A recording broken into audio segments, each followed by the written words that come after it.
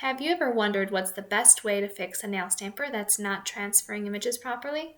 Well, I tested out 4 popular nail stamper priming techniques in an attempt to find out which one works best. I used stamping polish from Born Pretty and clear stampers from Lee Beauty while testing.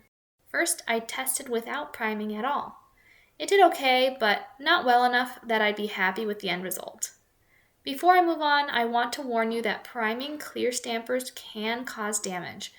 Damage could include making a clear stamper more foggy, so prime at your own risk. I only prime my stampers when the stamper isn't transferring images well anymore. I'd rather have a foggy stamper than one that can't transfer images very well. In my first test, I tried washing the stamper head in warm, soapy water. I personally use Dawn dish soap in my water, and then after I wash it with the soapy water, I just rinse it with regular water. Many nail stamping companies suggest doing this, and in the past, this sometimes helps me when a stamper isn't working very well. Honestly, out of all the tests I did for this video, the soapy water seemed to make the least difference.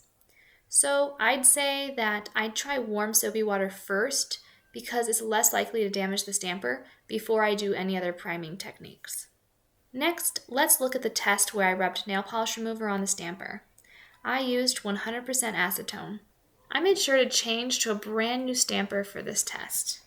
It significantly improved the stamping transfer. It didn't seem to make the stamper cloudy, but in the past I have had cloudy stampers from this, so I was surprised that this time I had no cloudiness in my stamper. Another method that some people recommend is priming your stamper with a magic eraser. I've never tried this method before, so I was curious about the outcome. It definitely improved the stamper. It did cause some cloudiness, but I still can see through the stamper okay.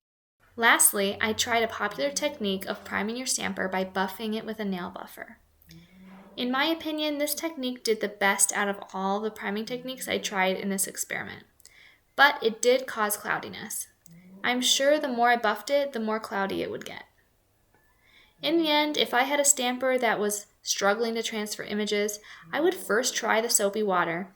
Then I would probably use the acetone, and if all else failed, I personally would buff it, but I would only do the nail polish remover and the buffing if I was fully ready to possibly mess up my stamper.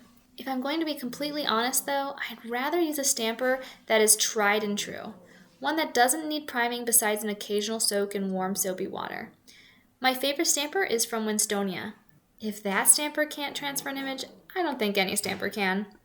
So, what are your thoughts? Did I miss a priming technique you like? Have any other suggestions? Please share by leaving a comment below.